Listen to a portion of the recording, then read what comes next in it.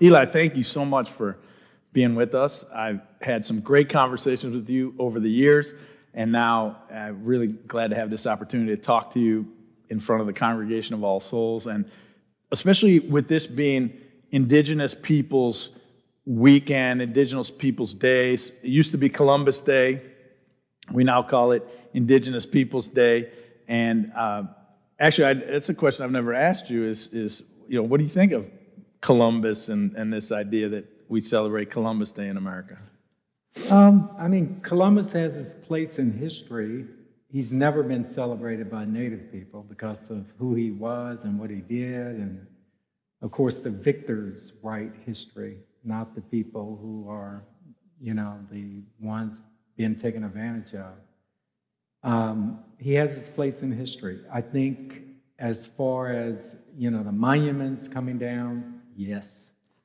I think they should be placed historically in a museum, not destroyed, because people need to know what happened and put a face to what happened. Mm-hmm. And but I don't think he needs to be in a prominent place. Right.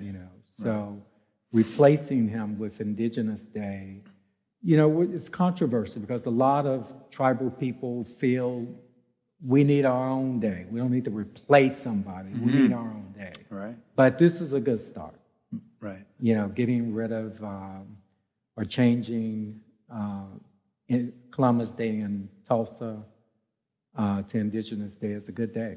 Great. Well, let's talk about we talked earlier about how talking about indigenous people and talking about native tribes in Tulsa. I think, because it's confusing when you see someone who say they're Cherokee or Creek or Chickasaw and they're white, they're blonde hair, blue eye. And they go, yes, it's Indigenous Day, I'm celebrating my people. And you look at them and you think, well, your people are really from Europe. And so you have to understand the differences in what's indigenous and what's tribal and what is an Indian legally in America. An Indian is a person who is a citizen of a federally recognized tribe. And no matter what race that person is, if that tribe recognizes that person as a tribal member, then the U.S. classifies that individual as an Indian. But does that mean indigenous? Right. Indigenous people are the people who are in the Western Hemisphere. Mm-hmm. And were here long before the Europeans and Africans got here. To me, that's what indigenous is. So when I think about indigenous people, I'm thinking about people from South America to North America that are indeed indigenous. I'm not necessarily thinking about a person who have an ancestor just on the Dallas Road and maybe 1 over 1 million Indian blood, but yet they're a tribal member. I know that's controversial, but it kind of would help people explain that if you're a member of a tribe, you are indeed a legal Indian. But does that mean that you are the race of Indians? That's a whole different thing right there. Yeah, so that's interesting how you can be Creek or Cherokee or one of the other. It's a political status. It's a political status. So you can be black, white, Indian, or a mixture of which ethnicity. Usually you are. Right. And you are a tribal member. You meet the requirements of the tribe's constitution.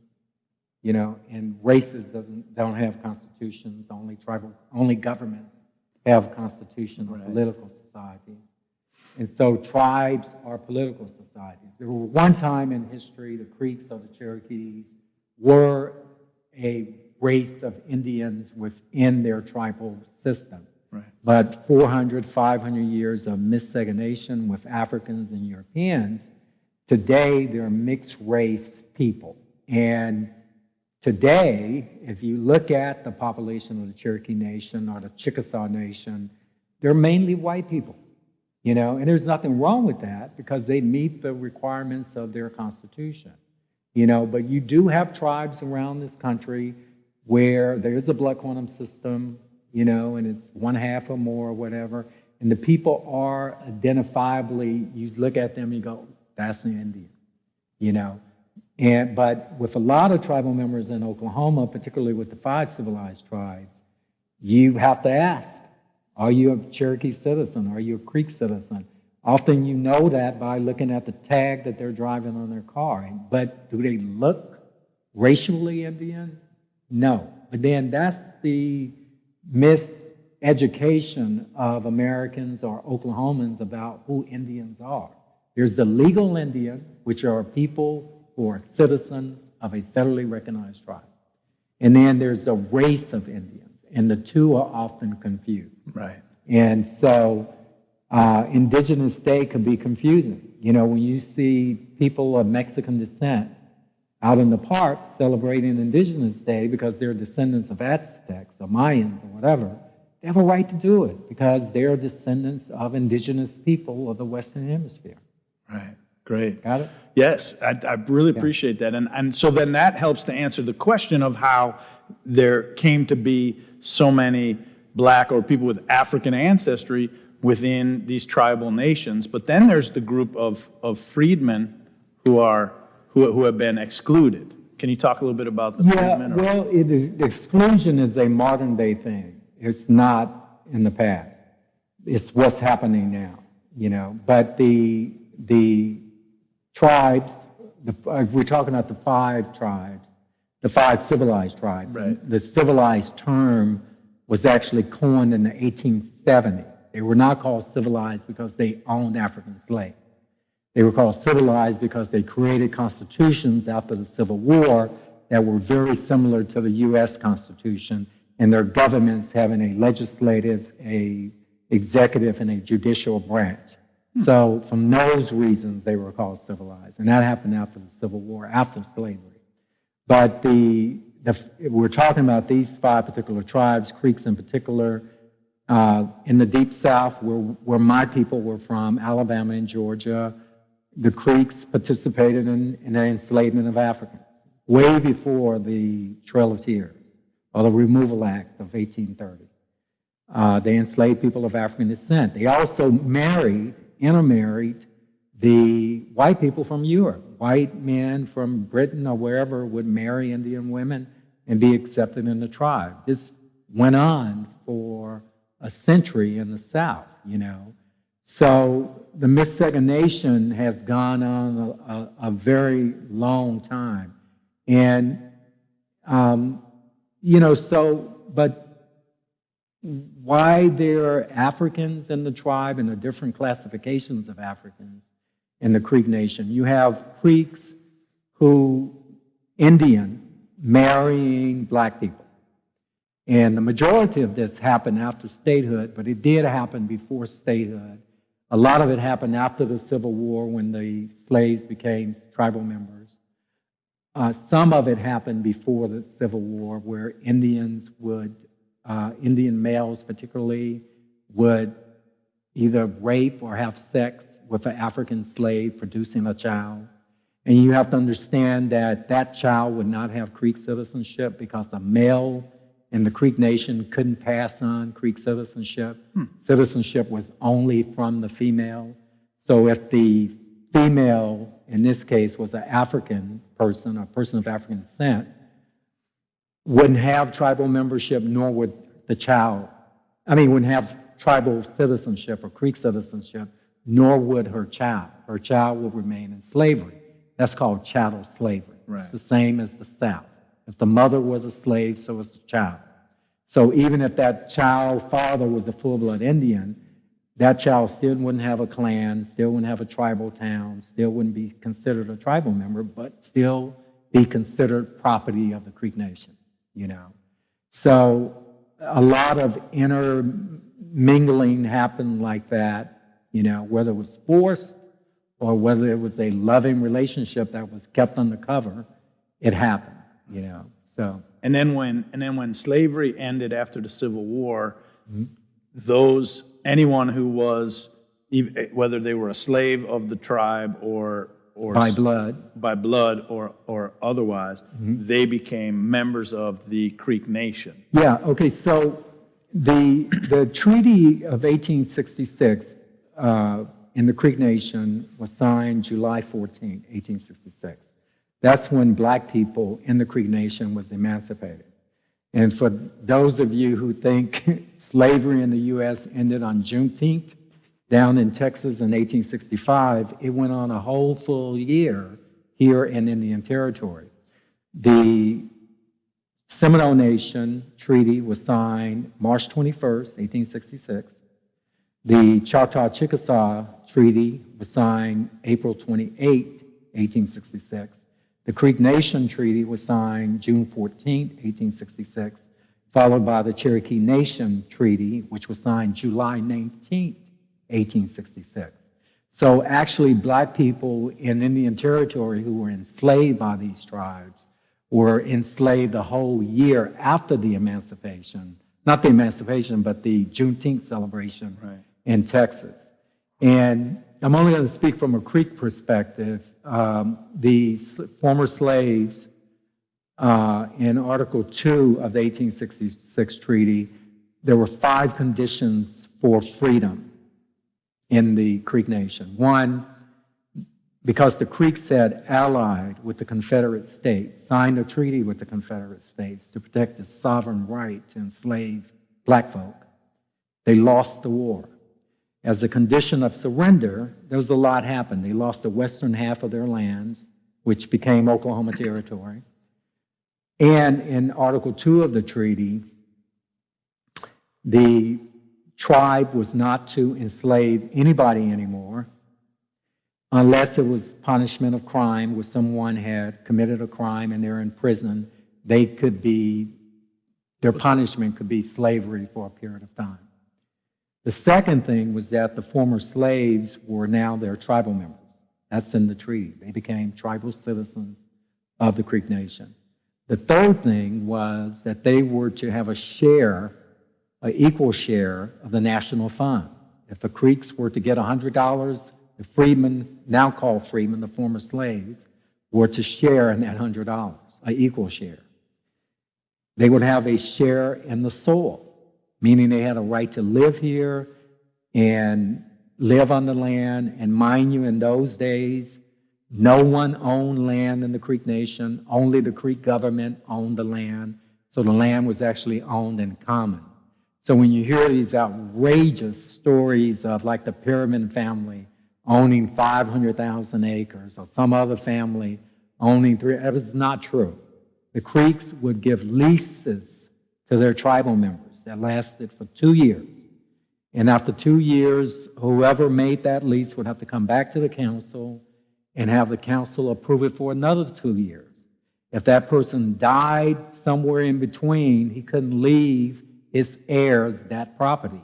Those heirs would have to come back to the council and say, could we renew this lease for another 2 years? That's the way the law was, how Creeks actually regulated their soil. And the former slaves had a right to that.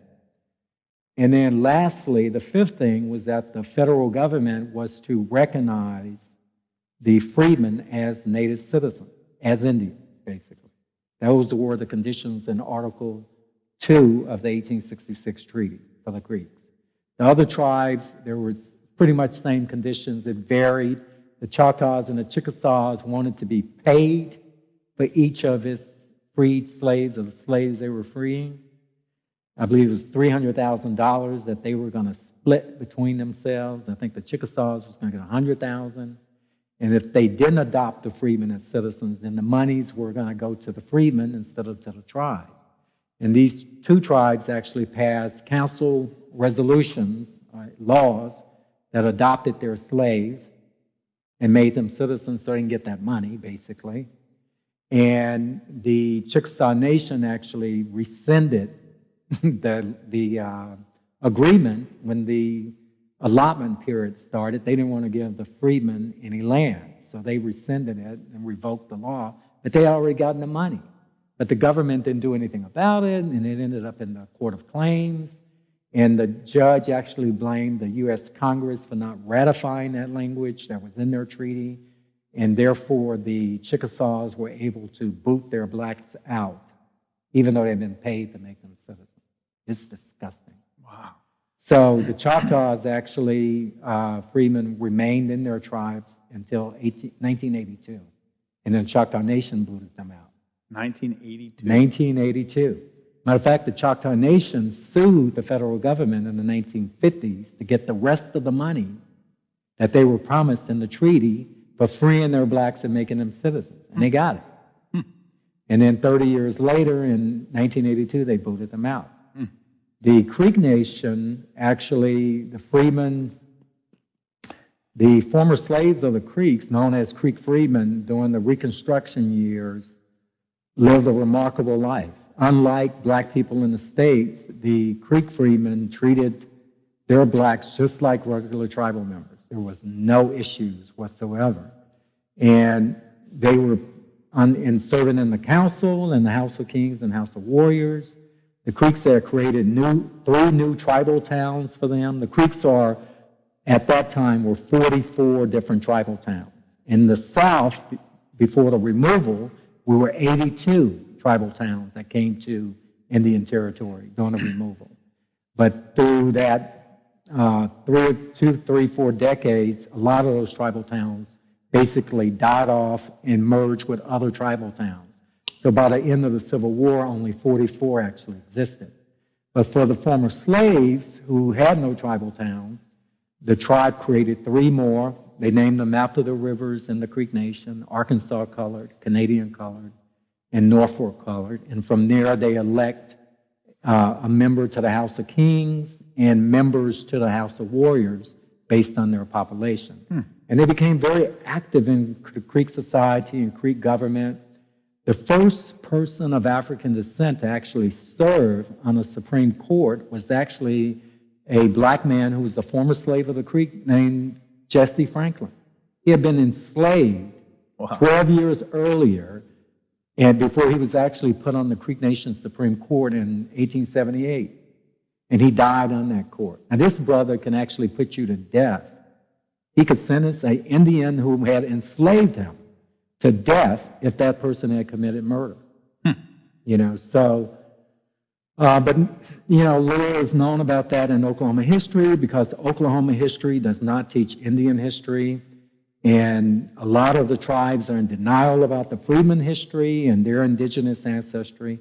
I always find it strange when we could talk about the Perryman family, for example, or the Creek Perryman family, and give them all their due and respect as Creeks, yet they're a mixed race, black and white. And nobody ever, say they're not Creek. But then when you're talking to Freedman descendants and they say they're Creek, all of a sudden there's no, you're not, you're black. Color line. Yeah, there's that color line right there.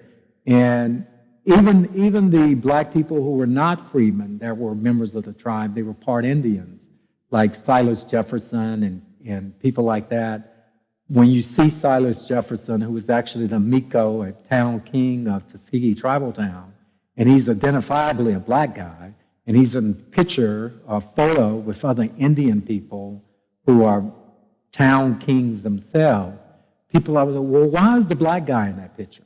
They don't see him as Creek, yet they see the obvious Indians in the photo as Creek, and the one white guy in that same photo as a Creek. They don't even question that, So the racism has been around and is thick as you could cut it with a butter knife. Your question about why are there black people and white people in the Creek Nation is because of slavery, the enslavement of Africans, the institution of slavery that the Creek Nation adopted years ago, centuries ago, and the fact that they miscegenated, intermarried white people, white men particularly, in the Southeast before they even came here. And then even after statehood, when Oklahoma became a state, and people married who they wanted to marry. There was no sense of, I got to marry another tribal member. A lot of Indian women, a lot of freedmen women married state whites and state blacks. And so we're now a century away from statehood. And so you have a extremely mixed race tribe, and the majority of the tribal members And the 5 civilized tribes are actually white people. They have an ancestor on the rolls. They have a right to be in the tribe. But if you look at their birth certificates when they're enrolled, it's Caucasian, you know. And then you have many that say Negro or black, but they have a right to be members. My problem, though, with the tribes is that, particularly with the Creeks, in 1979, we wrote a new constitution. And people in 1979 decided to boot the blacks out, boot the freedmen out. And the argument that the chief at that time, his name was Claude Cox, used was that, well, the freedmen don't have Indian blood, so why should they be a member of the Creek Nation? And to me, it's such a strange question that why didn't people clap back at this man and say, when did you go out buying slaves that had Indian blood?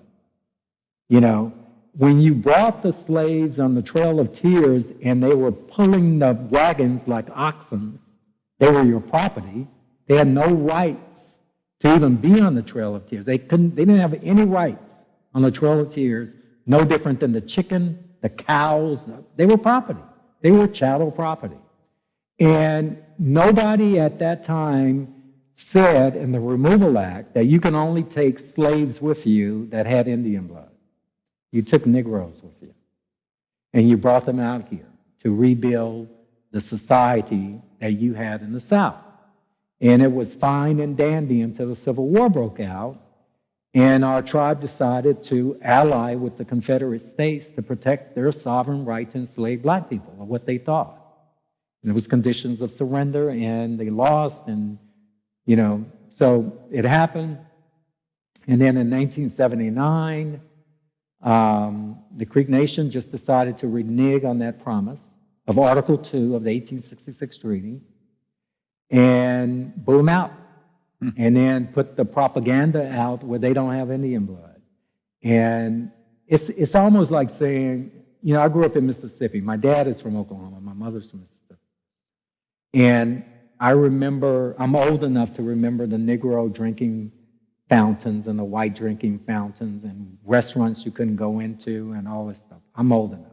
I'm old enough to remember the marches from Dr. King back in the 60s down in Jackson, Mississippi, and all of that stuff that was going on. And it's probably what shaped my activism as a person today, because I could see the older people's anger and what was going on. I didn't understand it, but I could feel it. So, but I've never met a person of African descent from that state who says, I have all the rights in this state of Mississippi because I have white blood. My 5th great grandfather was a white man, so therefore I have rights in this state. And that's basically what the Creek Nation was telling the black folks. Unless you could prove you have Indian blood, or that Indian who raped your African grandmother, you can actually prove it through legal documents, you have no rights in this tribe, which is wrong, morally wrong, because we made a moral promise to them after a civil war where thousands, hundreds of thousands of people gave their lives to fight in. They made the decision of what was going to happen. And the audacity of somebody 100 and some years after that war to just, you know, next to a television set, well, I want the Negroes out because they don't have Indian blood. To me, it's crazy, you know. I want to thank you very much for that. And I wanted to ask you a little bit about the role of the Africans who were associated with the tribes of Oklahoma, that the role that they played in the founding of Black Wall Street and the Greenwood district and some of that history. It's actually, it goes back to the allotments. The federal government started in the 1870s pushing statehood. And they came here in Indian Territory, the Senate did, having hearings called the Conditions of Indians in Indian Territory. They interviewed the former slaves, and they interviewed full-bloods, and they interviewed mixed whites. They interviewed white people living among the Indians. And they were saying, well, don't you want to be an American? They were dangling out the citizenship. Oh, how precious American citizenship was. And when it came to the Indians, particularly the full-bloods and the former slaves, the freedmen, they were like, no, we don't want that. No, thank you. We're satisfied being Creek. And the black people in particular were saying, the way you're treating black folks in Arkansas, you want this to become a state so we could be treated like that? No, thank you. So all of this was actually pushed because the Indian agents, particularly during the Civil War, were writing letters to the U.S. War Department saying they're stepping in oil. And the place smells like natural gas, all of this. This is all before the Industrial Revolution.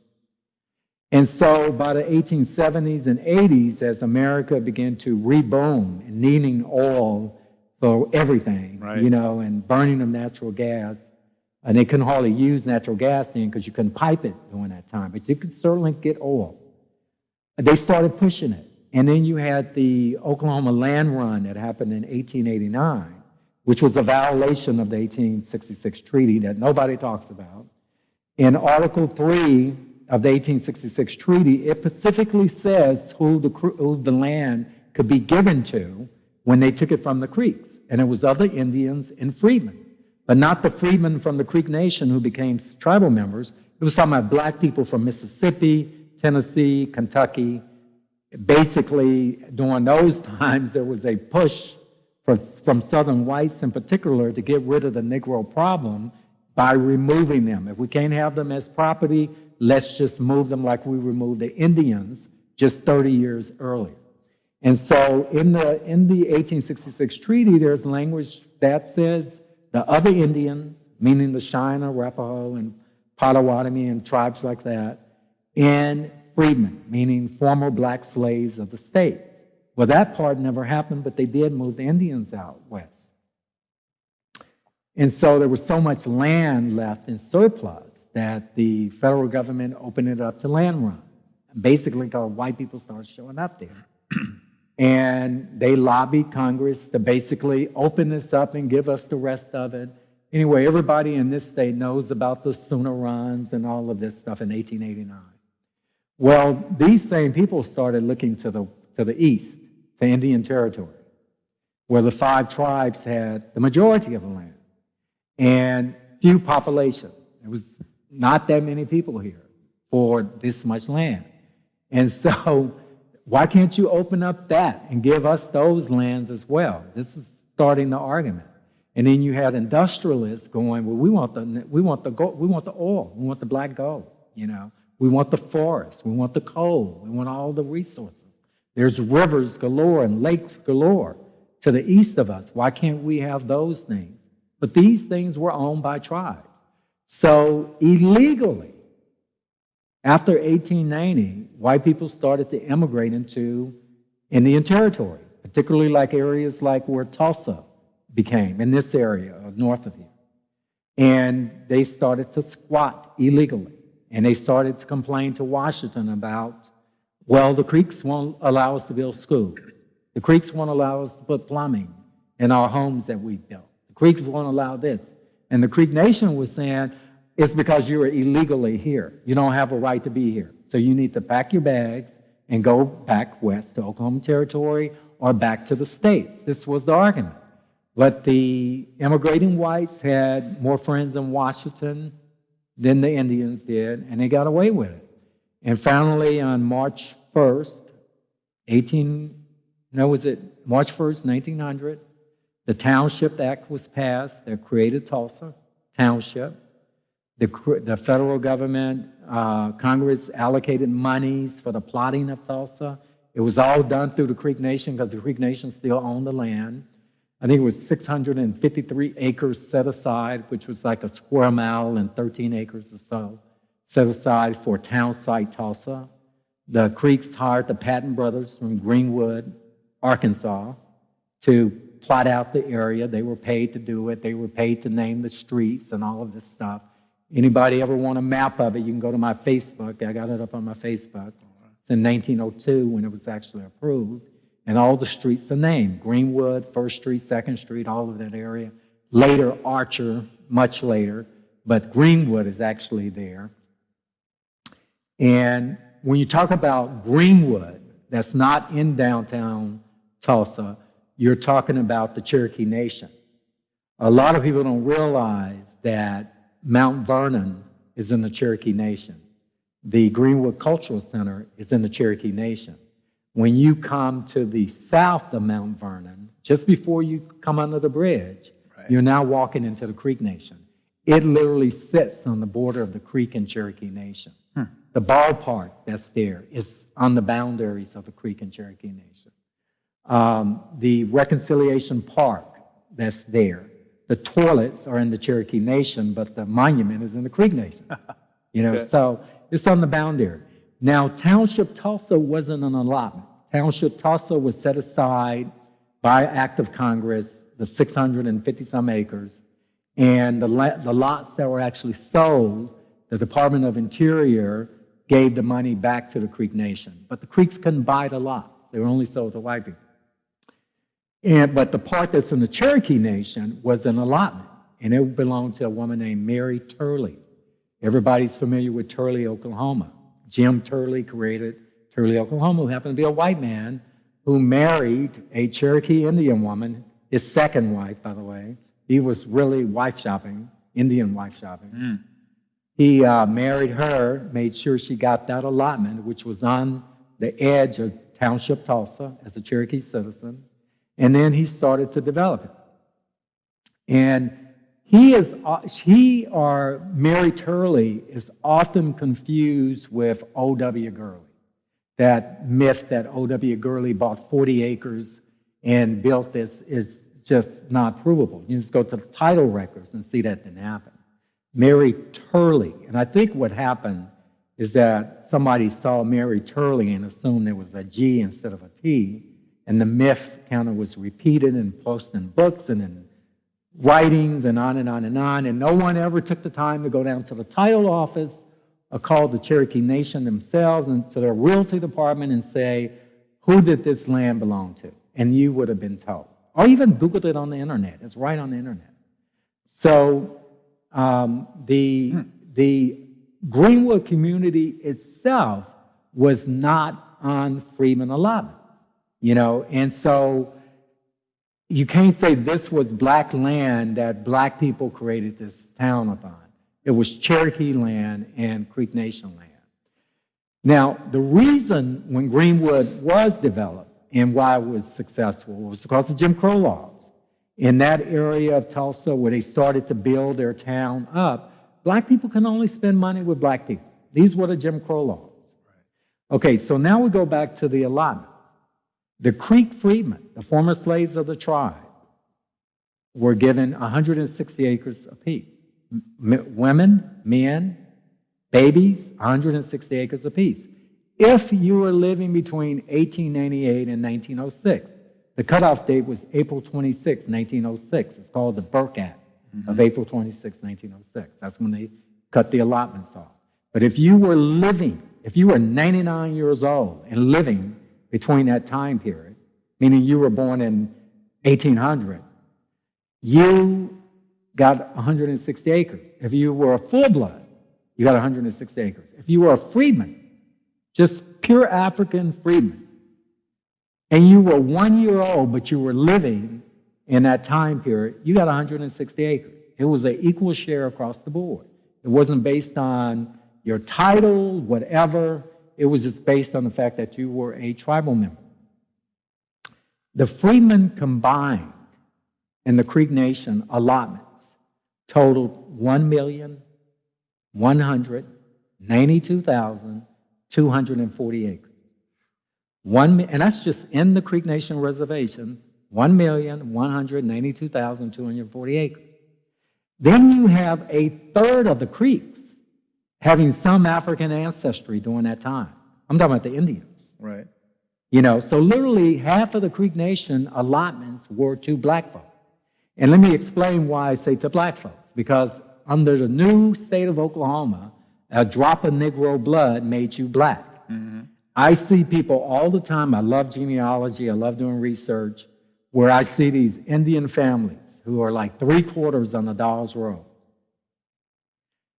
On the U.S. population census in 1800, Indian, all the way down.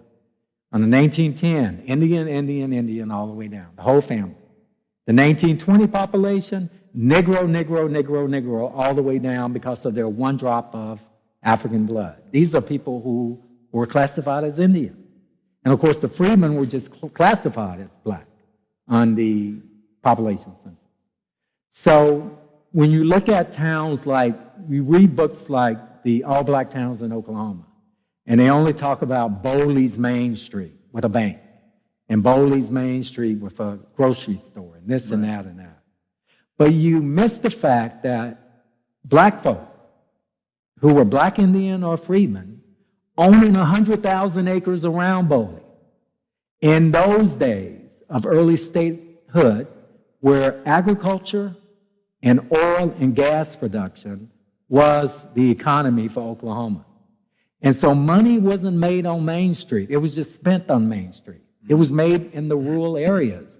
And in those rural areas during those times was black land ownership. And so Greenwood, in particularly, with its hotel, $10 a week hotel didn't make anybody a millionaire.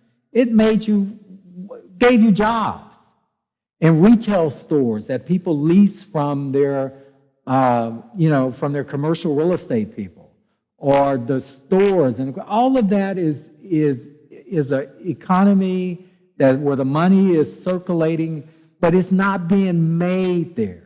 In Oklahoma, it was made in the rural areas where cotton was being grown, peanuts, any type of agricultural products during those years that went up and down. And then you got the fact that, and this is what's often missing in the hostility story of Greenwood in times like that, is why immigrating white people in particularly were angry. This is very important.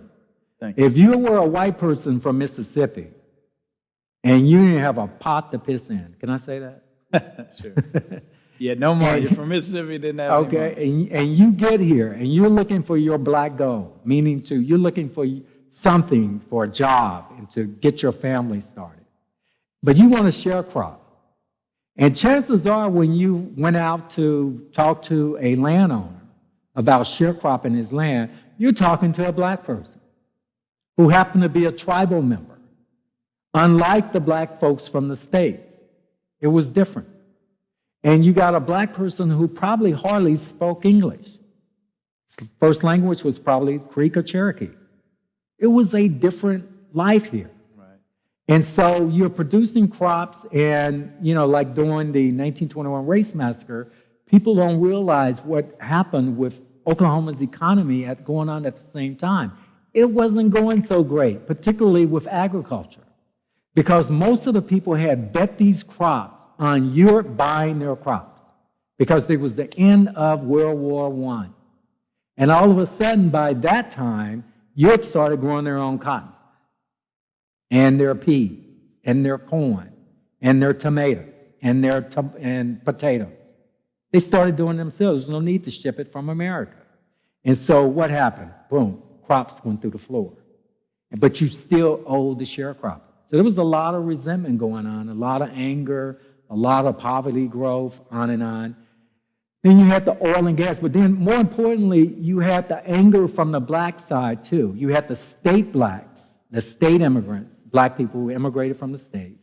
You had the native blacks, black people who have been here since the 1830s, known as the native blacks, who were either freedmen or Creeks with African ancestry, the native blacks, and the state blacks. You had their whole fight between themselves, and the resentment going on there. For every 20, by 1920, for every Creek person, whether he was black, white, or red, to every state person who was black, white, or red, it was 20-1. They had outpopulated the Creek population here. And so there was resentment there. Then you have this state that was created where half the land was allotted to women. No voting rights, but they are landowners. Then you have another third of the land of Indian Territory allotted to black folk, who were also not given voting rights in the state of Oklahoma. But they were the landowners. And you can have I always get tickled by this, you can have a white person move here from Kentucky in 1910 and been here 1 week to register to vote, a white man. And yet you have black folks that's been here since the 1820s and 30s who were the landowners that had no rights in the state of Oklahoma. None. How does that make any sense? Right.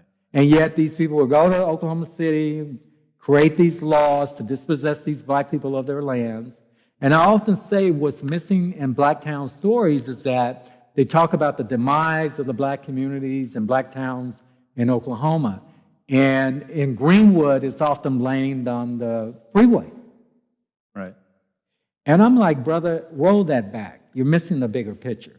You've just missed the forest because you're looking at a tree, which is the freeway. But you missed the forest. You got to understand at statehood in Oklahoma, in eastern Oklahoma, which was Indian territory, black folks own a third of the land. There was a lot of money to be made.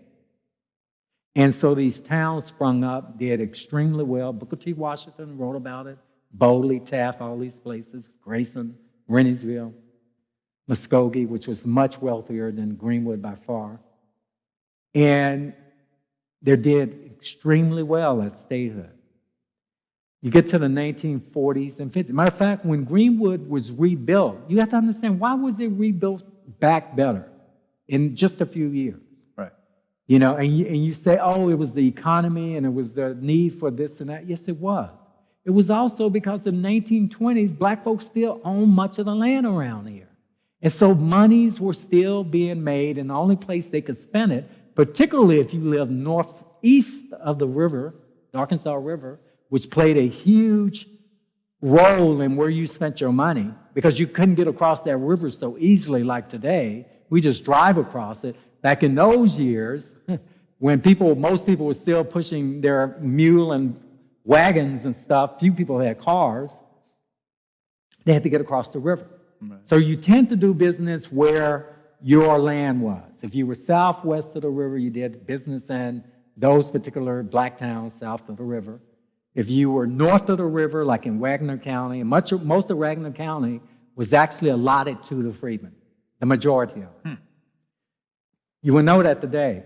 No. But when you look on the allotment maps, you look, oh my God, all this land is black folk land. So by the 1930s, when the the Great Depression started, and freedmen started to, couldn't grow anything, couldn't have sharecroppers, right. Nothing. A lot of the laws that the state of Oklahoma passed was actually against them. They were being taxed. You got to understand, too, that 1-year-old that received an allotment, or that 2-month-old that was born in February of 1906 that got 160 acres, at a certain point, Oklahoma started taxing that 2-month-old for property taxes if he was black. Yep. Only if he was black? Yeah, the Indians, if you were half or more, there were some restrictions. And then there were the mixed Indians with a lesser blood quantum. They were taxed, but they tended to do better than the black folk. The Creek Nation school system that was actually segregated before statehood. Creek Nation had a segregated school system where it had colored schools and Indian schools. And a lot of folks don't know that where Jinx is, Jinx Elementary School, yes. That's actually a Black Creek town called Renty's Grove. And a colored school was there called Renty's Grove that Creek Nation built. I think Buck Colbert Franklin's brother or uncle was the principal of that school. Okay. And they are actually Freedmen descendants. They actually be Choctaw Freedmen descendants. And you had school systems all around that the Creek Nation had, but they were segregated. The black freedmen or black Indians went to those schools. White and Indians went to Indian schools. And so, unfortunately, separate is not always equal as everybody knows today, and that was going on. And black folks didn't get the good education that a lot of the other schools got, So the white Indian probably did better than the Indian and the black by far when it came to the allotment.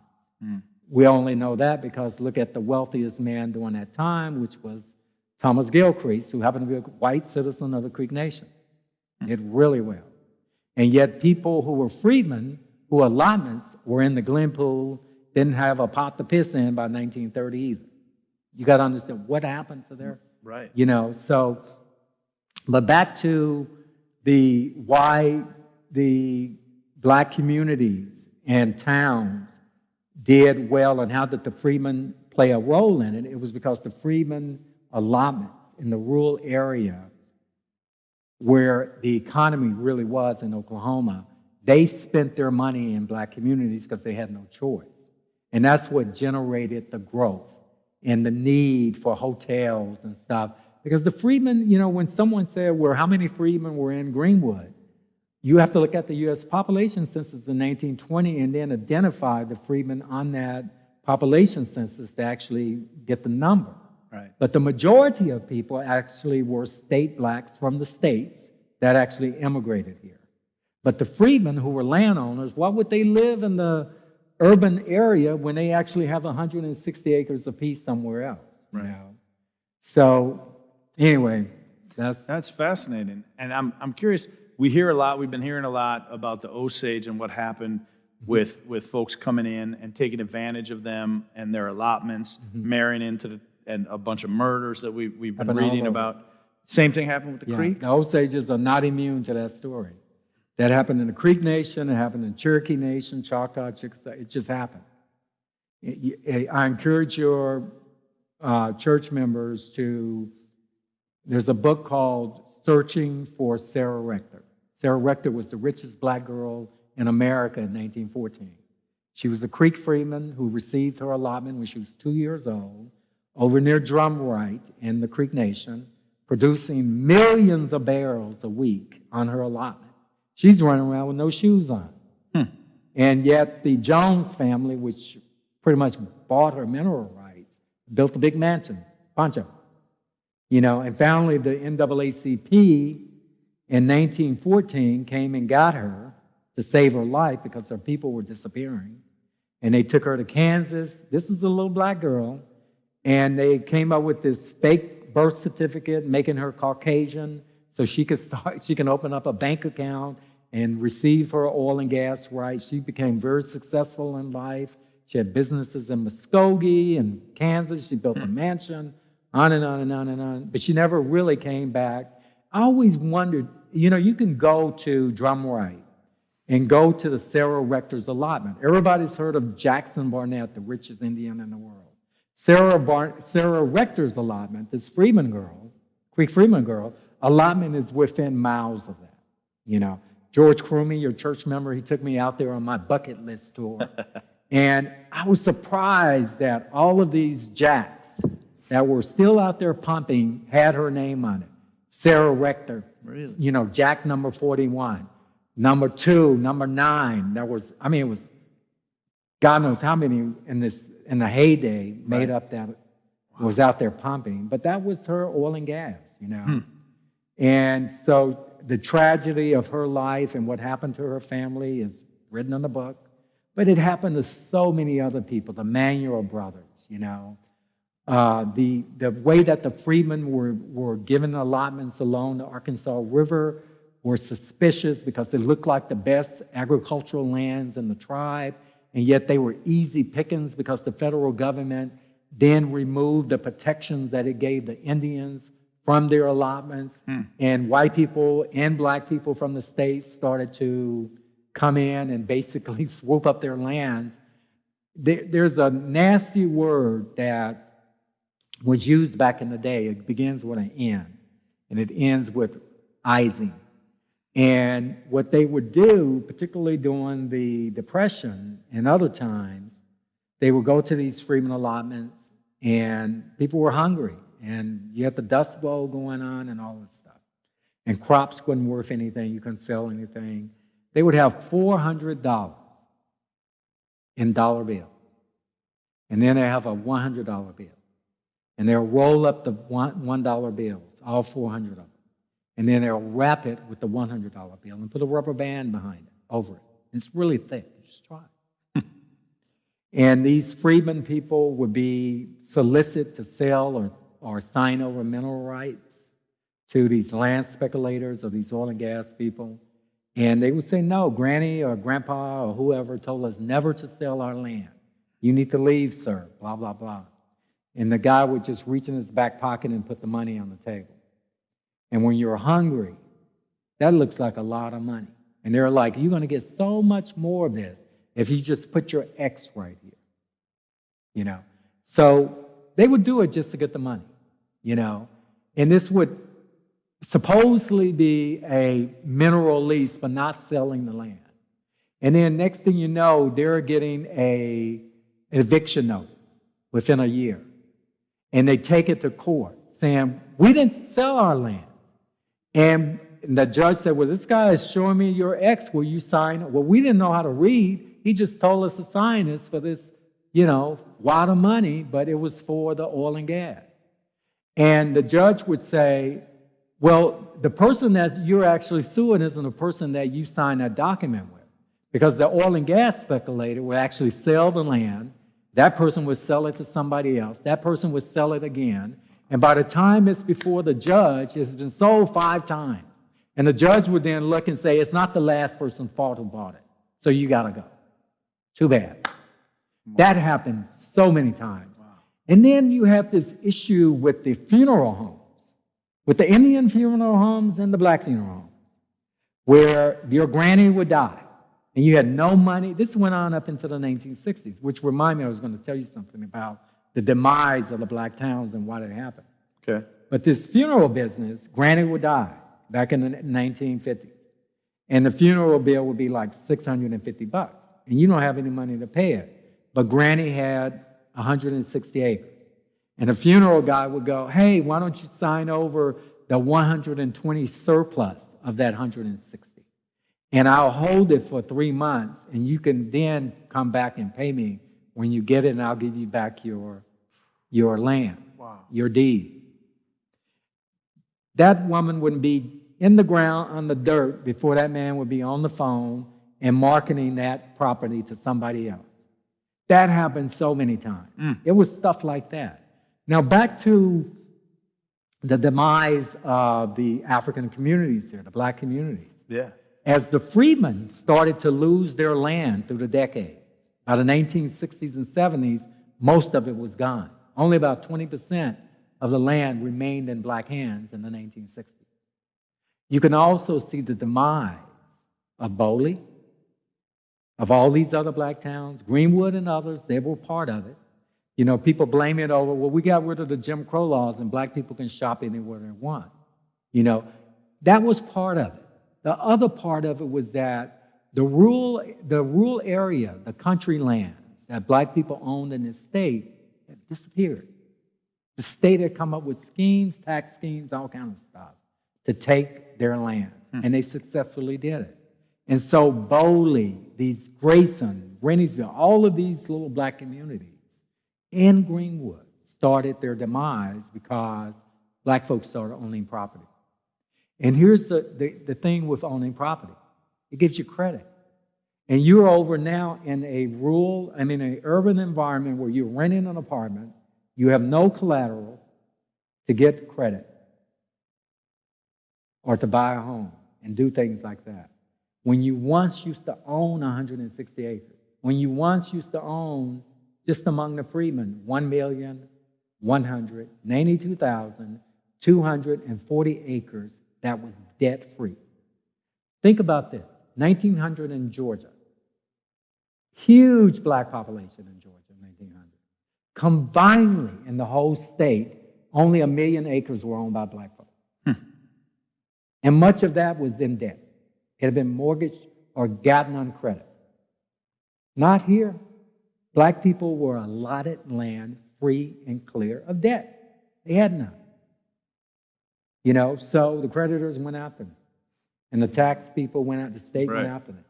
You know, so, but that brings us back to today, in 2020, what's going on with the freedmen. Right. And when I keep telling people, when I see these folks screaming Black Lives Matter, and you don't understand that if you're not talking about the freedmen, those black people in Oklahoma, you're not talking about Black Lives Matter.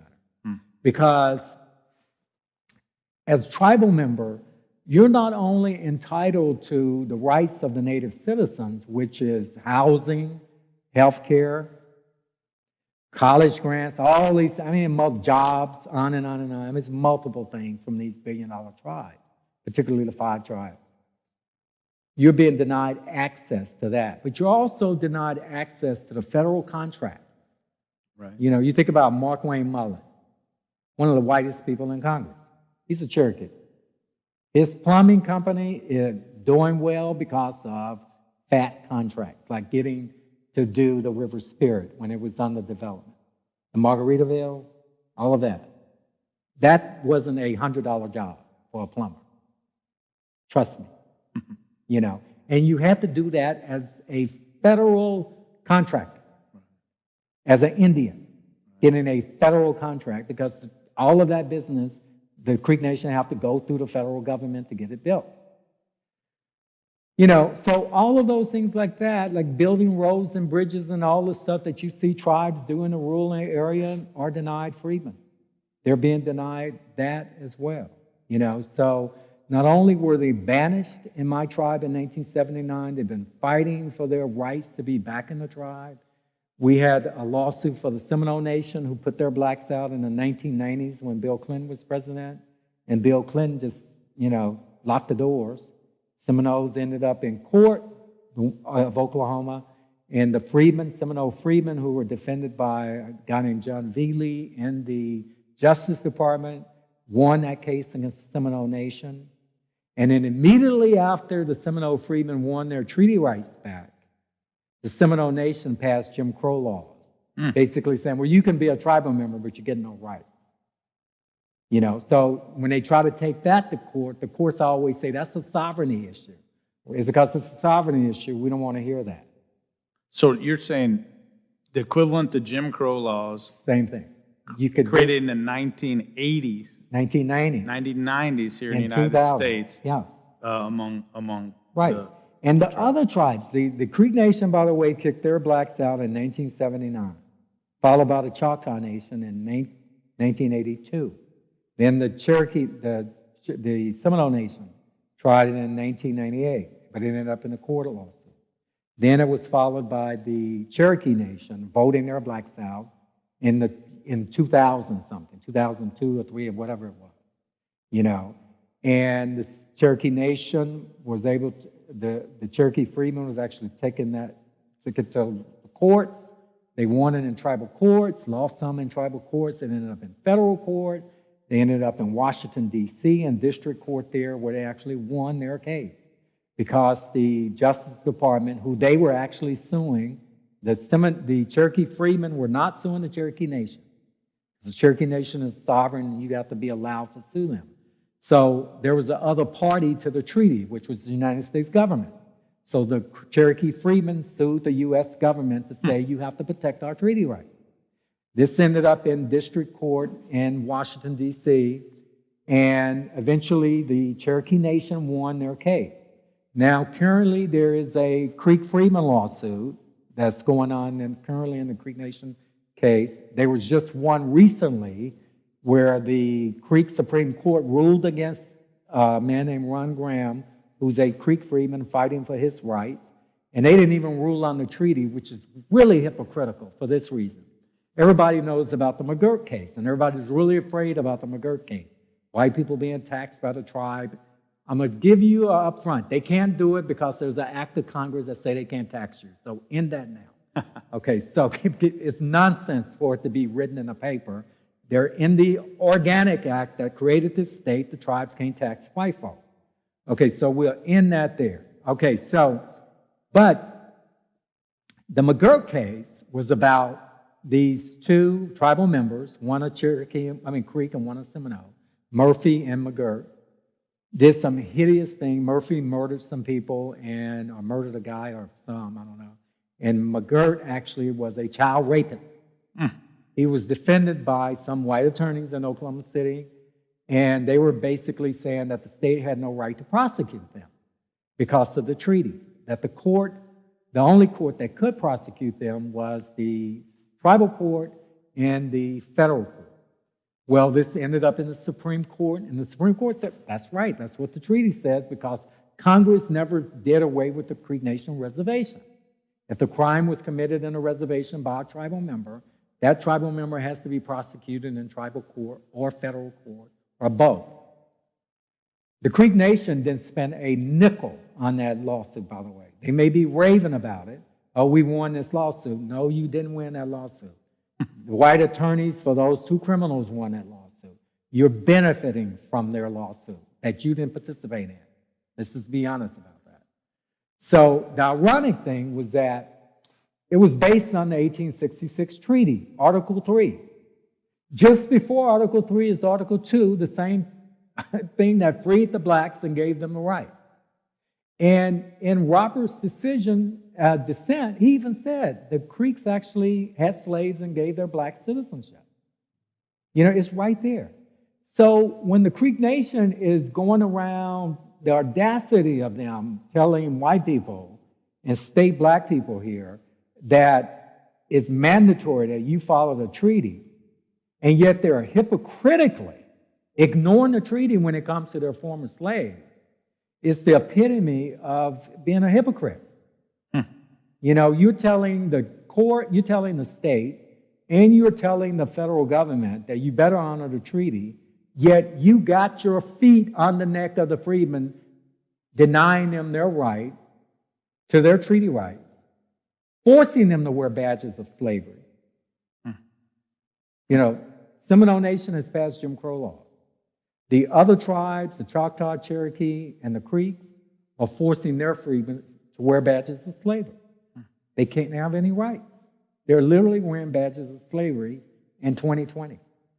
So when you're talking about Black Lives Matter in Tulsa, which is in the Creek Nation, and yet you're not talking about this tribe that has its knee, its attorney general has its knee on the neck of their freedmen saying, well, they don't have Indian blood, without saying, well, we never had slaves with Indian blood. Or that wasn't a qualification to be a slave, is that you got to be part Indian too. Right.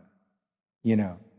And yet telling these people, we're not going to give you any rights, but we're going to make Oklahoma follow the treaty. And by the way, for the last 20 years that I've been involved in this, the only people that ever really screamed about the treaty were the freedmen. And these tribes were saying, the treaty doesn't matter, the treaty doesn't matter. It's old, it's antiquated, it's 100 and some years old, 50 years old. Why should we follow that treaty that they used to follow? We're under the Oklahoma Indian Welfare Act, which is the act of Congress, not the treaty. That's what they've been saying. Now that the lawsuit, McGirt case, was decided, now it's all about the treaty. But they're hoping that you don't talk about their former slaves, who actually had rights in those same treaties. And you know, so I'm all for Indigenous Day, but I'm also all for the truth about the reality of what these tribes, particularly the 5 tribes, are about. You know, when you're talking about Indigenous people, are you talking about tribal members today, or are you talking about Indigenous people of the Western Hemisphere? Because if you're going to talk about tribal members and not look at the books of citizenship, the rolls, and you see the majority of the people are actually identifiably white, and you would never think they are actually native Indians, then that's a different conversation, you know. But if you want to talk about a recognition day for the Muskogee Creek Nation, and a recognition day for the Cherokee Nation people, or the Choctaw, we have those celebrations. We have the Creek Nation Festival that we do every June that everybody's invited to. The Cherokee Nation has this Cherokee Day in September that everybody's invited to. The other tribes have some going on themselves, you know, that they invite non-tribal members out to celebrate, on and on and on. That is a holiday about them, you know. But in my eyes, when I think about Indigenous people, I'm thinking about the Mexican Indigenous, the Peruvian Indigenous, the Indigenous people in Brazil, the Indigenous people in Cuba, the Indigenous people in Puerto Rico, the Indigenous people in Canada, everybody. not just Indian people of the 5 tribes in Oklahoma who are hard to identify as being Indian, but they're legally Indian, you know. And it's an uncomfortable conversation to have here because people feel, and I tell people all the time when they come up to me and someone would say, well, I'm part Cherokee, and I'm part Creek, or I'm part Choctaw. And I would just look at them, what part are you talking about? Is it your hands? What part are you talking about? I understand what they're saying, but the point of it is you can't be part of a political society. I'm part Democrat. I'm part Oklahoman. Right. You know, either you are a citizen of the state or you're not. Either you have voting rights in the state of Oklahoma or you don't. You know, so in the Creek Nation, either you're a Creek citizen or you don't. I'm not caring about your blonde hair, blue eyes, or your black hair and your black eyes and your people are from... If you are a tribal member of these tribes and you have voting rights, then you're a tribal member, period. You know, but does that make you indigenous? I don't think so. That's a different story. Right. Thank you. I appreciate you clarifying that and cleaning that up for us. Tell me about this piece of property that All Souls is on. What do you know about that? Okay, this was Tuckabutchee's allotment. He was 85 years old. He was the old Creek guy who was on the Trail of Tears. He's often confused with other Tuckabutchees because there were other Tuckabutchees who were actually slavers. I'm not sure if he was or not. We don't know. His family, some of his family members says no, but there's no record other than you see on the slave schedules, Tuckabutchee owning a bunch of slaves. Now, are they talking about this Tuckabutchee? I have no idea. But this particular one was a member of the Loja Boja tribal town. His people are kind of given the story of landing at the Council Oak Tree, the Loja people.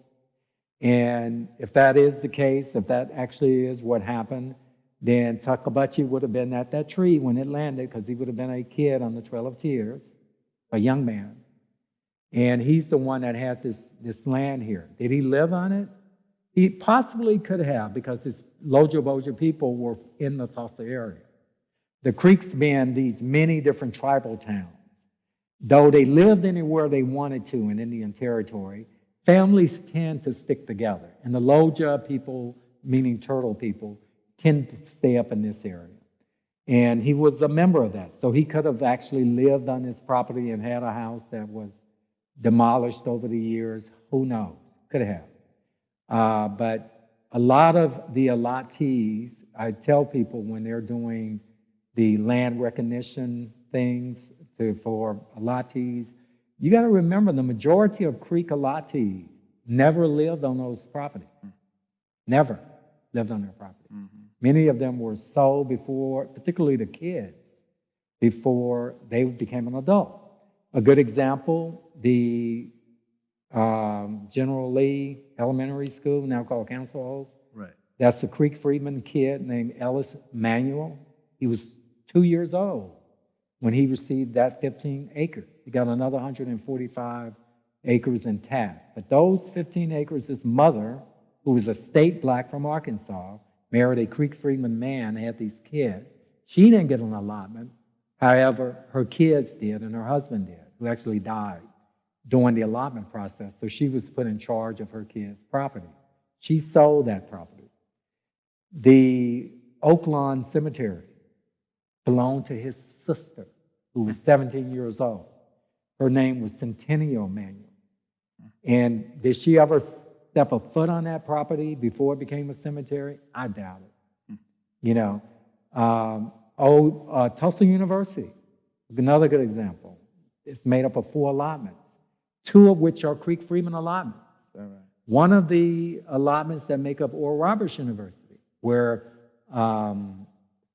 Leggett's Perryman allotment is mainly Tulsa, Oral Roberts University. Part of it, though, was a Creek Freedman allotment.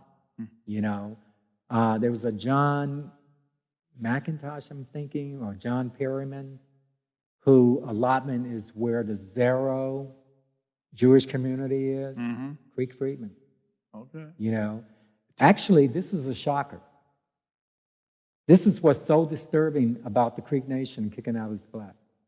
What bothers me the most, the land where the River Spirit Casino is sitting on belongs to a Creek freedman named Louisa Mackey.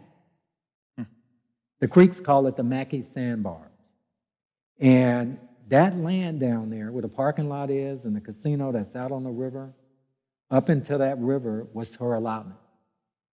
And the tribe has argued with me, oh, well, no, her allotment stopped at Riverside Drive.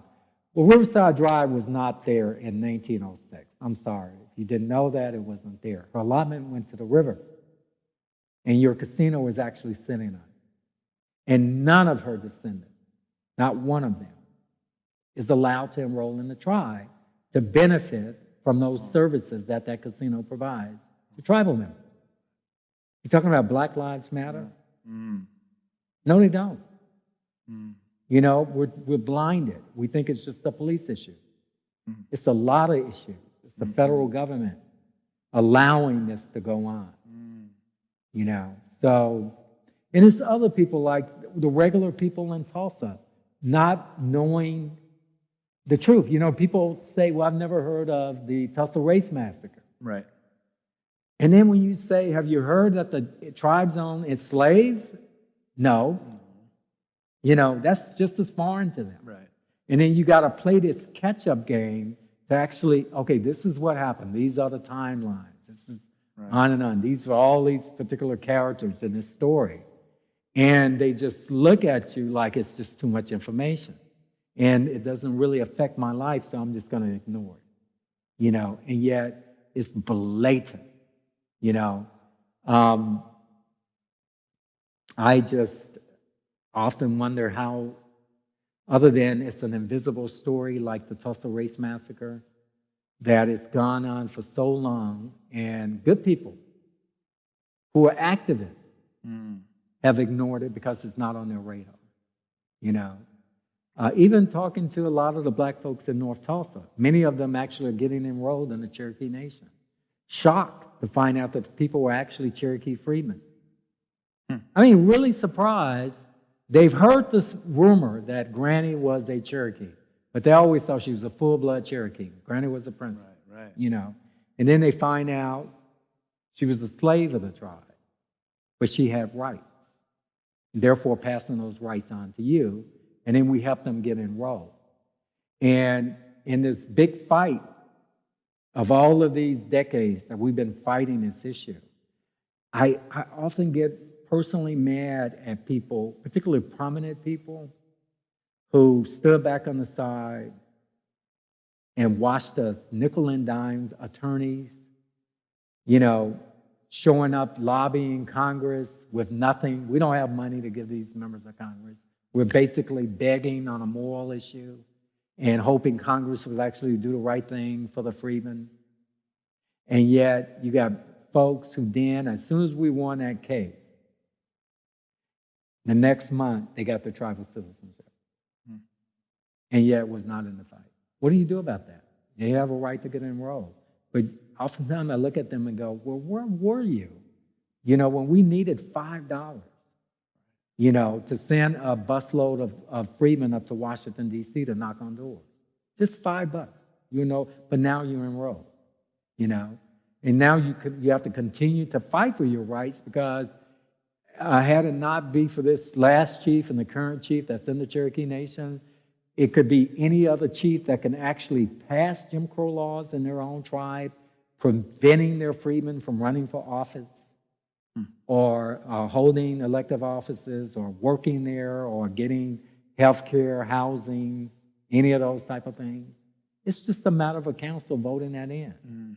And then what do you have to do? Take it back to court. And then the court then is going to say, this is not about the treaty. It's about a sovereignty question. Does the tribe have a sovereign right to keep its foot on your neck? You know, and the most courts don't want to hear that. And that's what I'm afraid about the Creek Freedmen, actually, is that they're going to win this next lawsuit. And hopefully I pray that the Creek Nation don't do what the Seminole Nation did and turn around and pass prohibitions against them, Jim Crow laws, in modern time that whittle down their rights, the right to run for office, the right to have a job up there, the right to benefit from the casino revenue, federal revenues that come into the tribe. Right. Here's a good one. The Creek Nation recently got $300 and some million for the CARES Act. 300 and some million. Oklahoma, Tulsa, got $30 million for its big population. The Creek Nation, with a population of 90,000, just got over $300 million that they have to spend by the end of December on whatever, on CARES Act stuff. Right. And they get this money not based on the 90,000. They get this money based on the population of Tulsa. You. Really? Everybody out there. Really? But they're only going to share it with their tribal members. No. They're going to exclude the freedmen. Right. They're going to exclude you. Interesting. Instead of saying, oh, we're going to buy plexiglass for all the public schools with this money. Or for churches, or for whatever. To keep people, to get the economy going back in Tulsa. And this is where the majority of their tribal members live, not south of the 40. They live up here. They were able to get that money. And nobody says a thing. I've asked Langford. I've sent messages. I even messaged the mayor here. Why aren't you complaining about that? You get a measly $30 million from the state, who got it from the federal government. And yet the tribe here gets $300 million plus based on a 90,000 population. But they were able to use the population of Tulsa to cook the books. Wow. And yet they don't share in it. And they're sure not sharing it with the freedmen. And yet the treaty says an equal interest in the national fund. So when we talk about Indigenous Day, I celebrate it all, but I celebrate it with my eyes wide open, that not everything is going like people think it is. Mm-hmm. That people need to wake up and realize we're no longer Indians sitting around making baskets for you to buy on the side of the road. This is a billion dollar tribe in eastern Oklahoma that generate a lot of jobs. Pretty much the state economy is based on what these tribes are doing, a huge portion of it. And yet the system is, something's wrong. And though it may not be none of your business to get into our tribal politics, only tribal members can deal with it, you at least ought to be aware of what's going on, because it's important. If you're going to help black people that are state blacks and ignore the other black people who are freedmen blacks in this state, it's not right. Thank you. A couple more questions before I let you go. One is, I'd like you to, a few years ago, when the Cherokee freedmen won the rights to be back in the nation, we held an event here at All Souls, thanks to you. You asked us, and we said, absolutely, we'd love to host it. It was a beautiful night. I was very touched by the tears of the chief at the time of the Cherokee Nation, and his welcoming the freedmen back into the tribe and saying, from this point forward, we are one nation together, right. and whatever's happened in the past. Yeah, beautiful moment. But why did you decide to do it in a church, and particularly why did you decide to do it at All Souls Church? Well, we were looking for a space, and the Freedmen have held events like that in the past where we recognize people. In this case, we were recognizing Chairman Bonnie Frank, who was chair of he had retired by then, but he was a member of Congress once, chair of the Financial Service Committee that was a champion for the Freedmen. And we thought we would give him an honor after he retired for what he actually did. And we've done events like that in Oklahoma City and Bartlesville and on and on. And we learned the lesson that the best place to hold an event like that is actually at a church. Because we still have people that show up with, believe it or not, I hate you niggers, all this stuff. Going on.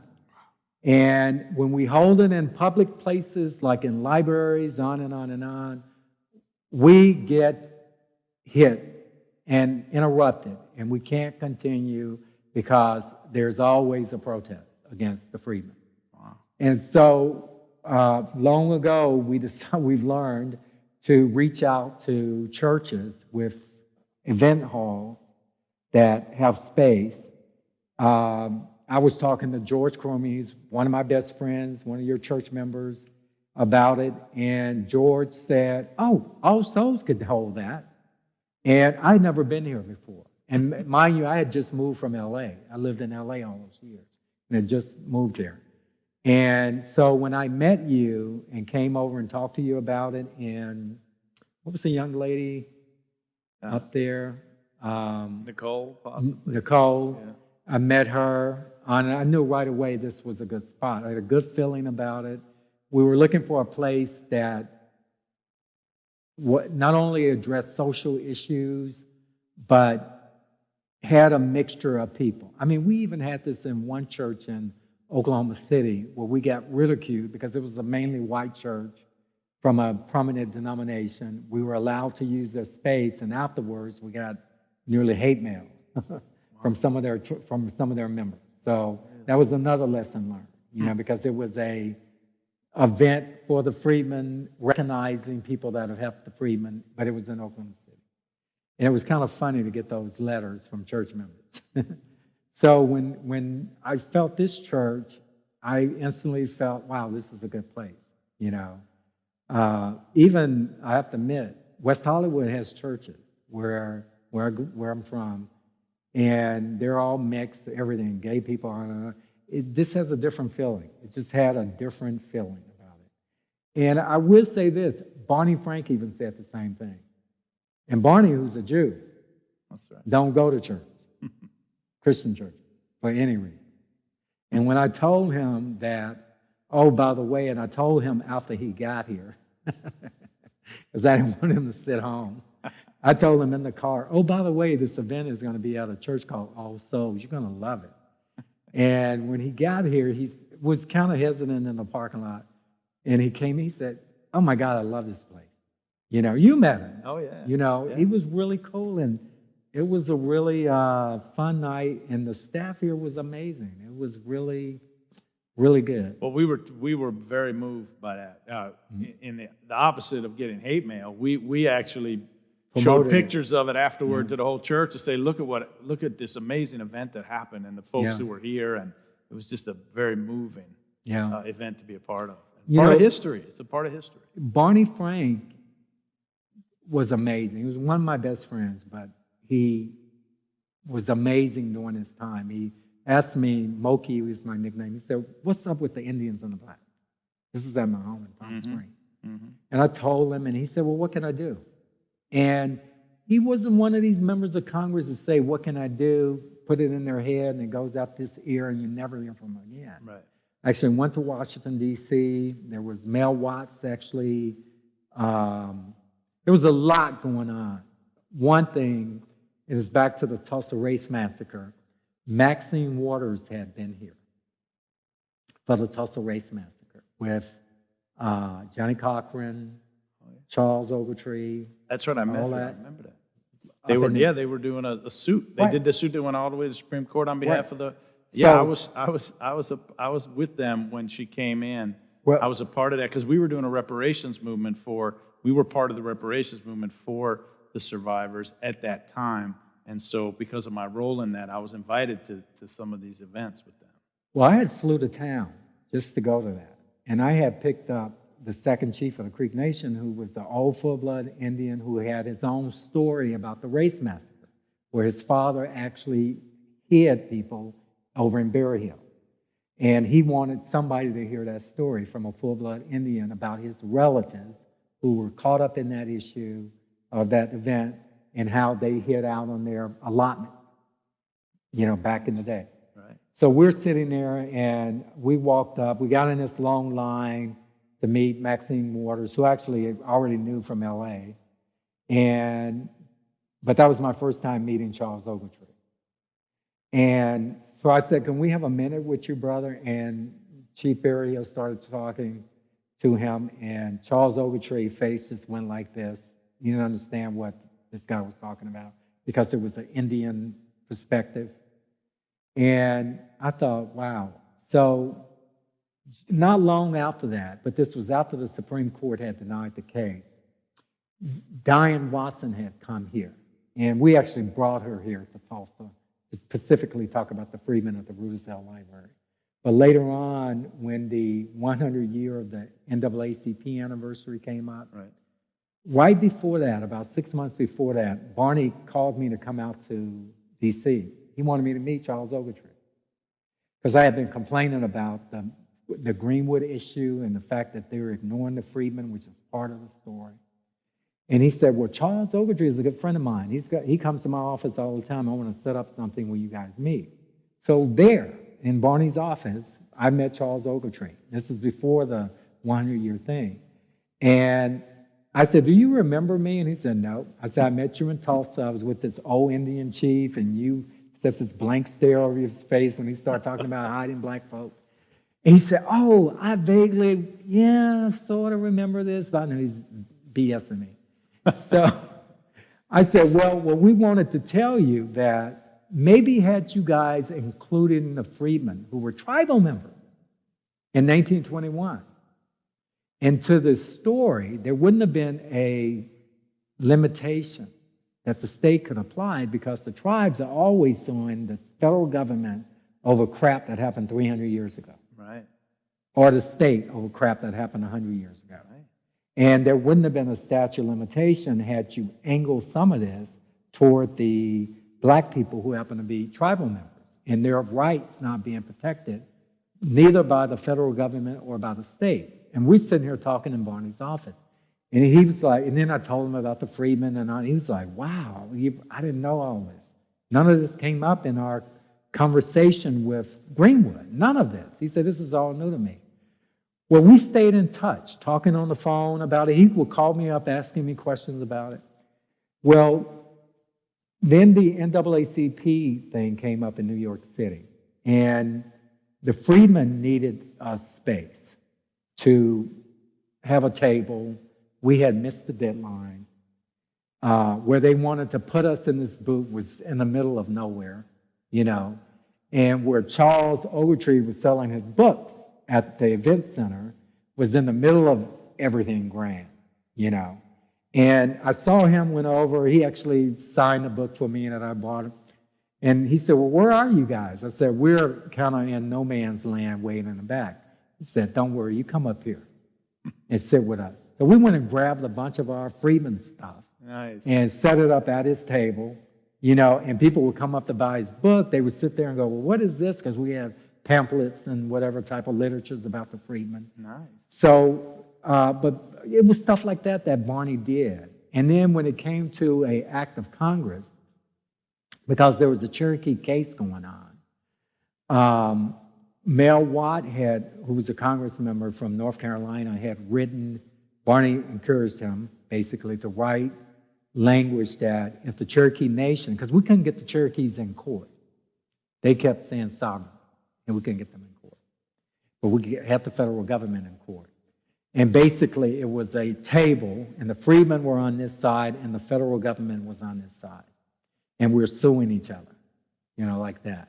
But what needed to be was the federal government and the Freedmen on one side of the table and the Cherokee Nation on this side of the table. So how could we make this happen? So Mel Watt's language was if the Cherokees kicked their blacks out, their Freedmen out, descendants of slaves out of the tribe without a federal court order, they're going to lose their Indian housing money, which was $30 million. A lot of money. That's a lot of money. And we got that in the Nahasda bill, which is the Native American Housing Assistance Act, blah, blah, blah. And it went through Barney's committee. It went to the floor of the House. It passed the floor with that language in there. You could read the Nahasda Act in 2008, in the last paragraph, it says it's in there. You kick your blacks out without a federal court order, you're not going to get your housing money. Well, during that time of the lawsuit, there was about 2,400 enrolled Cherokee Freedmen compared to the 45,000 that should be enrolled. They had rights in this lawsuit, and the Cherokees couldn't kick them out as long as the lawsuit was going on.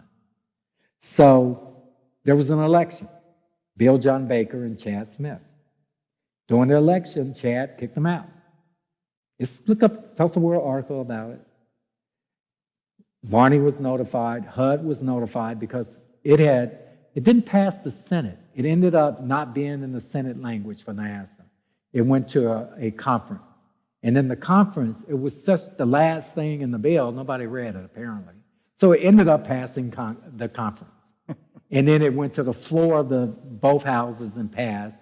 George Bush Jr. signed it into law, and it became a law that if the Cherokees kicked their blacks out, their freemen out, without a federal court order, they're going to lose their housing money. That's how we got them to the table in the court. Because then, if they wanted the blacks out, they have to do it in a federal court. So election came up. The freedmen that were in the tribe were supporting Bill John Baker. And mind you, Baker won by a few votes. Had the freedmen not been in there, he wouldn't have won that election. They voted for him. But before the election even happened, when it went from the primary to the general, where it was just down to 2 people, they booted them out. Ended up in the Tulsa World. The HUD pulled the Cherokees' money. So you're not going to get any housing money because you kicked the blacks out without a federal court order. So guess who ended up in the lawsuit? Sure. That's how we got them in court. Huh. Fascinating. And that's where we whipped their butts. Because no judge is going to read that treaty. You know, and I tell members of Congress all the time that don't want to help the freedmen, and they're acting like they've been put out of the tribe without Congress action. Congress actually has to give these tribes permission to kick their blacks out because it's in the treaty. A treaty is the supreme law of the land, period. And the only way it could be changed if both sides agree to change it. That side being Congress, and the other side being the tribe. And if the tribes want the Negroes out, they have to go to Congress and tell members of Congress, saying to Inhofe, Senator Inhofe, we want to put the niggers out. I hate to say that language, but that's what this means. What are you going to do to help us? Then he would have to write a bill that actually says that and get it through the Senate and get it through the House, particularly the Congressional Black Caucus. So when I meet these members of Congress who say they're not going to help the freedmen, I always tell them, well, why don't you write a bill that tell the Creek Nation, you could put your Negroes out. It's okay with us. Because until then, you can't pretend like you gave them the right to do it. You didn't. Just like you never took the reservation status away that the Supreme Court just said. Right. Congress never established the Creek Nation reservation. That was the McGirt case. Right. It also never said, hey, you can put your blacks out. But if you're going to act like it, Senator Lankford, Congressman Horn, Kendra Horn, if you're going to act like it, and I'm talking about both Democrats and Republicans, then write the bill to make it happen. Don't sit on the side and pretend like the racism isn't going on or it's a sovereignty issue. When in the ears of the freedmen, whenever somebody says tribal sovereignty, it's usually what a chief wants. And it's just like the image of George Wallace standing on the state capitol saying, we have a state right to treat our blacks the way we want to treat them. He used other words. So when they say sovereignty, the black people in the tribe hear state rights. Same thing. Fascinating. What an amazing history. You've done so much. It's been fascinating. It's been a lot of people. I know, a lot of people Yeah. involved. Last question is, tell me some things that you really love about being part of the Creek Nation, about the Creek culture. And the culture is evolved. A Creek person 300 years ago wouldn't recognize me. They wouldn't recognize somebody 100 years ago. So a Creek person 500 years ago asked you in a different language, what are you talking about when you say Creek? Because that's an English word. You know, people evolve, cultures evolve, traditions evolve. What I love about the Creek Nation and being Creek, I love the people. I All of my Creek friends and relatives are very loyal to me, the ones that I hang around. It's just some of the private Creek conversations that we have among ourselves are hilarious. And we get to be real open about things, you know, and that's good. And as far as the culture, I love the ceremonial grounds and what the ceremonial ground people do, which is only celebrated by a very small percentage of Creeks. I wish it was more. I wish the ceremonial grounds would open up to the Creek public more, because that's the only way you're going to make traditions survive is by putting it out there, not being introverted or being exclusive or being inclusive. And a lot of the exclusion is from the fact that the Christian churches came in and raided their traditions. You know, literally on some of the ceremonial grounds, they're churches today, where the fires were put out and a church was put up. And those traditions ended for those certain tribal towns. And so I love the language. I love studying it. I don't speak it as well as I could, you know, but I got a lot of it. And I do, in my private time, I do listen to a lot of it. I don't know if you ever just sit and listen to stomp ground music, because we don't do powwows. We do ceremonial grounds and stomp music. And some of it is real deep. It just, you know, people talk about the Negro spirituals being moving. Here are ceremonial ground songs. I mean, it comes up from the earth through your feet. It's that strong, you know, and it just kind of, you know, things like that. I like the beauty of the tribe, not the racism part, which I literally hate. You know, and I will say this. The majority of Creek people I know today feel that the Freedmen should be members of the tribe, feel that it's wrong what happened to them in 1979. Absolutely the majority. But you do have this loudmouth minority that are screaming up and down. Those are the people that feel they're going to lose power if they allow the Freedmen in. They're going to lose control. It's the minority of people. But the majority of people get it. It doesn't affect them. It doesn't have anything to do with their own personal family lives. And they're out there speaking as loud as I am, many of them, you know. So what I love about being Creek, I like the Creek people. I like that they're engaged in our own tribal government. Many of them are interested in what's going on currently. You know, I tell people learn history so it won't repeat itself, but don't get stuck in the past. You know, don't show up at my house looking like you were born in 1810. You know, be yourself. And if the most traditional thing that you do as a Creek person, if you don't go to the ceremonial grounds, but as a traditional Creek person like me, go to Walmart, I'll see you at Walmart, because that's what we all do that. You know, because we all have traditions today that are just as important as what people did 150 years ago. And I always tell people what they did 150 years ago was part of their livelihood. It wasn't an act. It wasn't a show that you get to shut down Sunday and Monday you go back to work. These were how people actually lived their daily lives. And you putting on a show in a costume, pretending you're living in the moment, is just what that is.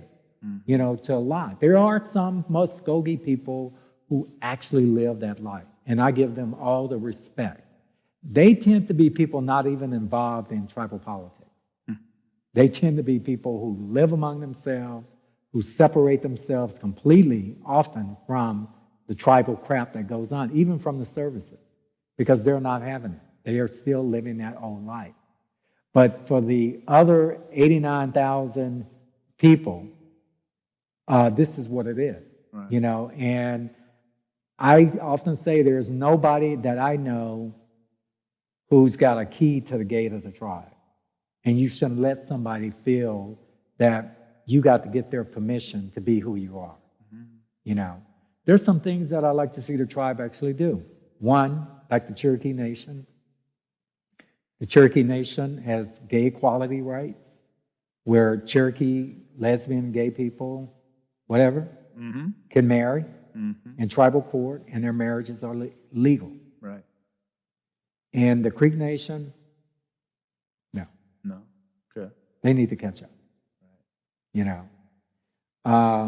often you see people who have, and a few of them I actually know have had sex changes. Right. And their identities have been changed legally through federal records and whatever, but the tribe refused to change them, which is an insult to them. You know, those things like that, it's just not the Freedmen. It's other things. It's gay rights issues that need to be brought up in the tribe. You know, there's an issue that we have going on with blood quantums in the Creek Nation. You got 90% of the tribe, 85 to 90%, are less than a quart of blood and can't run for office. These are Indian members of the tribe that have no political say other than vote for a select group of people. Because they can't hold office. They can't hold office. So you could vote, but you can only vote for those over a quart of blood, which is a very small minority of people. And even in that minority, you got district restrictions. You got to live in a certain district. You got to have never committed a felony. I mean, this list goes on and on and on of the prohibitions. So it's smaller and smaller. Which gets down to the bottom of the barrel. Right. And this is what you got to pick from. We need to do away with that.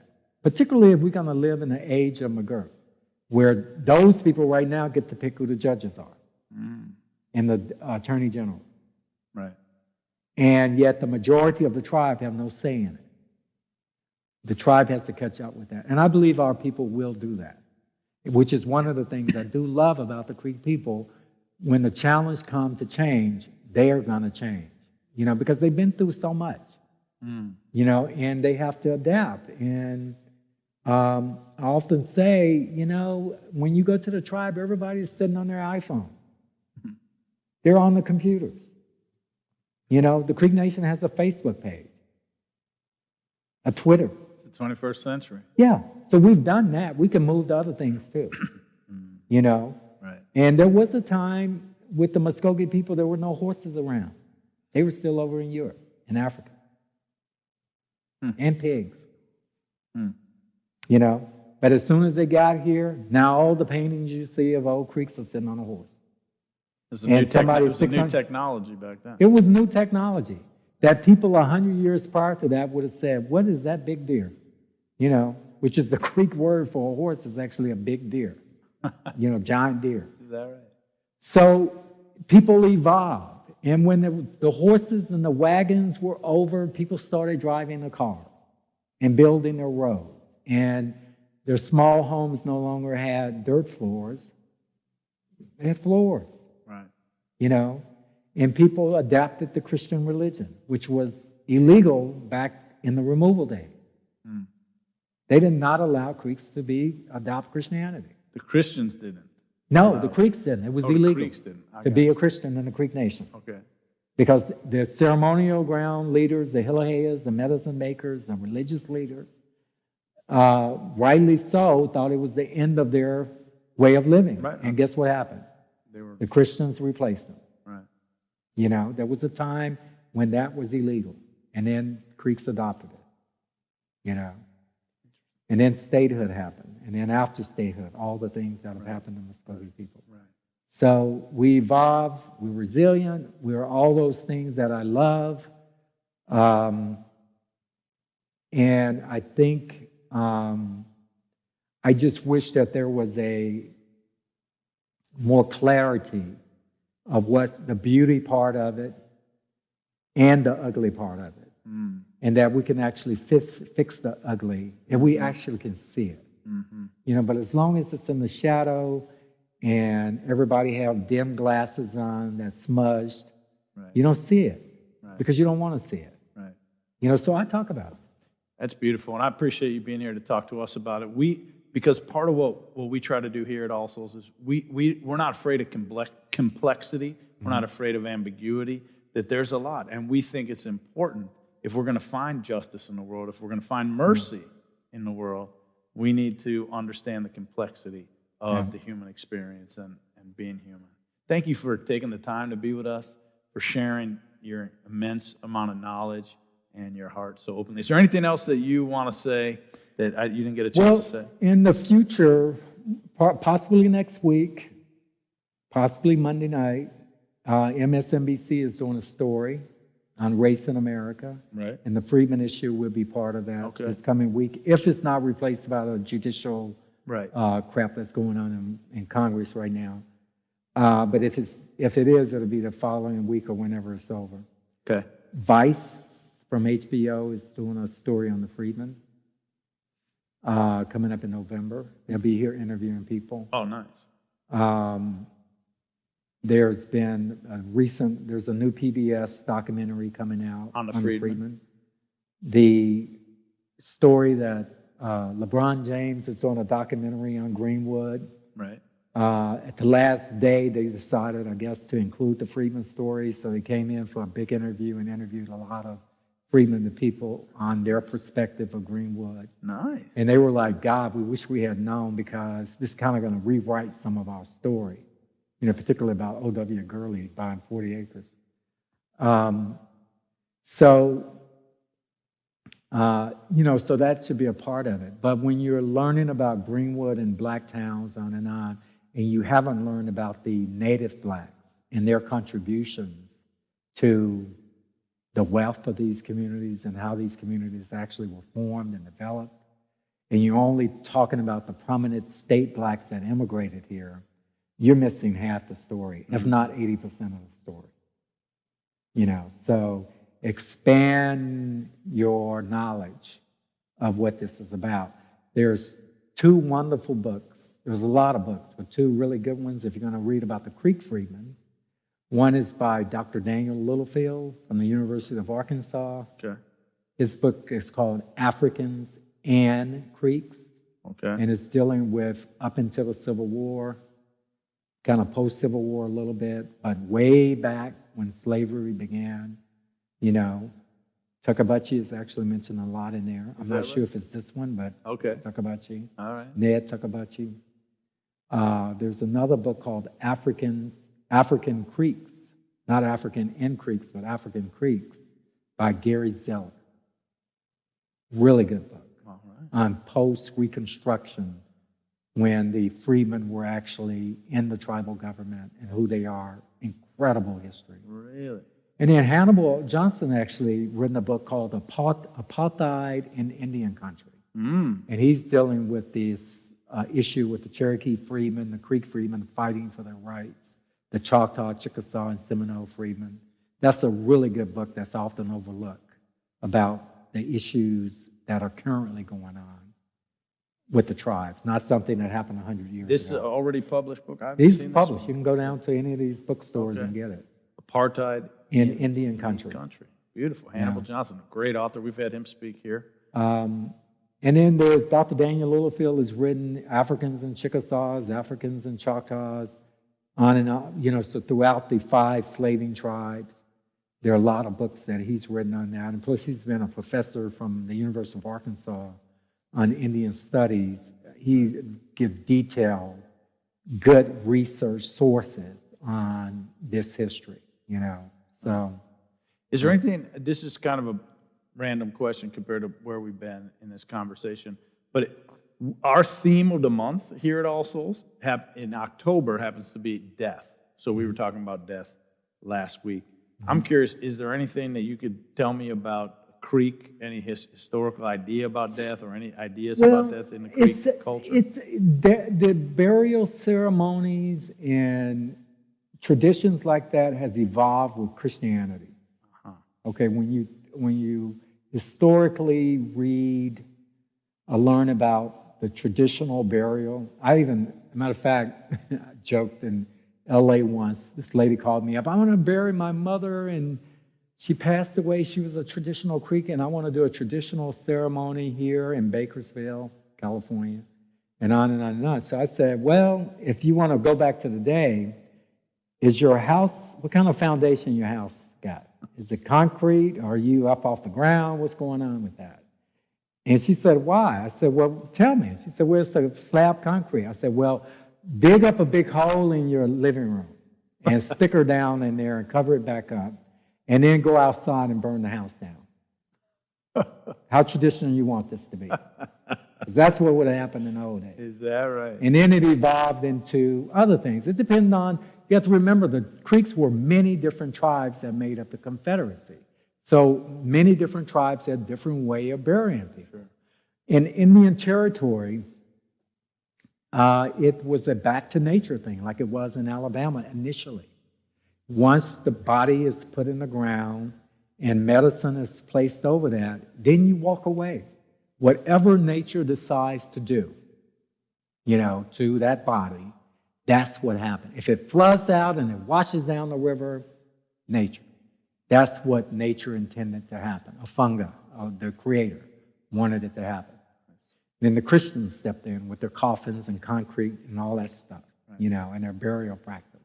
And then you started to see, particularly after the Civil War, the cemeteries popping up all over the place here, and Confederate this and that, and people of prominence with that. But the poor people still burying people in their backyards, the old tradition. They don't have any money for the $500 to the mortuary. Right. And then when the state came along with their embalming practices, that changed into something completely different. The Creek Nation recently bought 40 acres to establish the National Cemetery of the Muskogee people. Beautiful. Nice. Part Part of it's going to go to veterans, all this stuff. It was recently in the Muskogee paper. Beautiful. Or on a thing. I'm actually complaining about it. Okay. Because I always got something to complain about. Because when the idea first arrived, it was a couple of us actually complaining to a former chief that there is no national cemetery.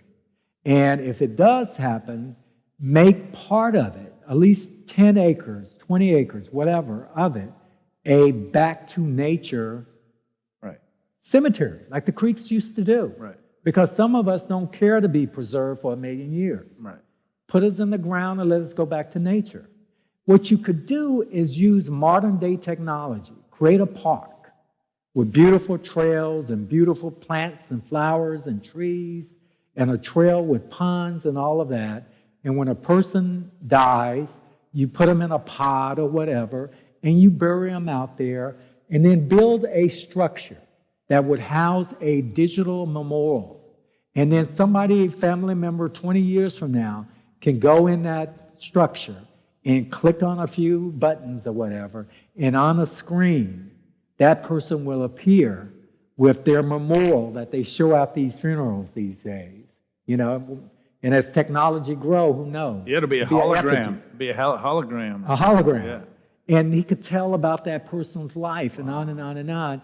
And yet when the person wants to go visit that deceased person, just know that that person is somewhere in this 20-acre spread that they can go out and sit on a bench and smell some roses or some other flowers or enjoy the scenery and know, hey, my ancestor, my grandmother, my grandfather, my brother, my sister, whoever is out there.